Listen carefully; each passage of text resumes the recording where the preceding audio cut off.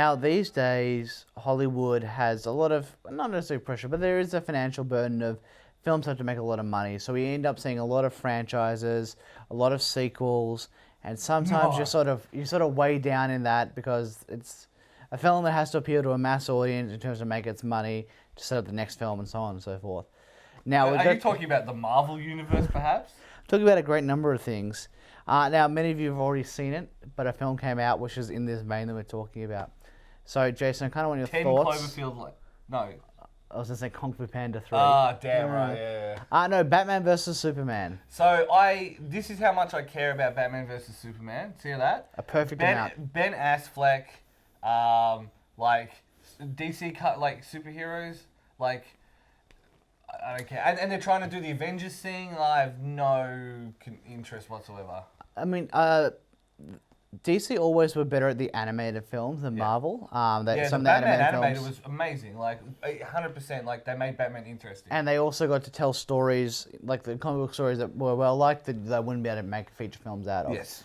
I said when Affleck was announced as Batman, I kind of called to a couple people and I'm like, he will be a better Affleck than Bale. Yes. But for me, that doesn't say much. No, and I think that is the hard part. Like, I didn't like the Nolan movies. I know you're not allowed to say that in polite company.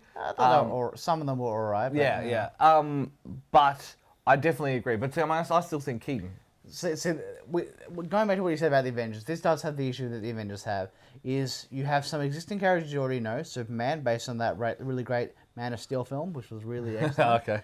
You're introducing Batman, even if you already know him, you're introducing his story, you're introducing Wonder Woman, Lex Luthor, Wonder Woman, and you're setting up the potential franchises. Yeah. So there is that pressure to tell all these stories. And yeah, look, I mean, you've already probably seen it. If you already want to see it, you're going to see it anyway, but it's all right. It's enjoyable enough. Yeah, great. The Batman action is taken straight out of an Arkham game.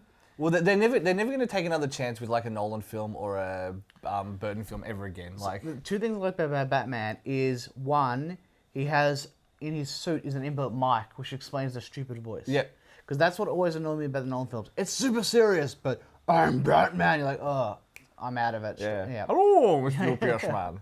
So that I liked, and also it's very believable as someone who was orphaned as a kid, is really rich, and now dressed up as like a bat and beats up criminals. Yes. Like that was basically his character. Like, okay, yeah. So basically, if Malcolm Turnbull, instead of like restricting poor people through politics, went around punching them instead, that's Batman.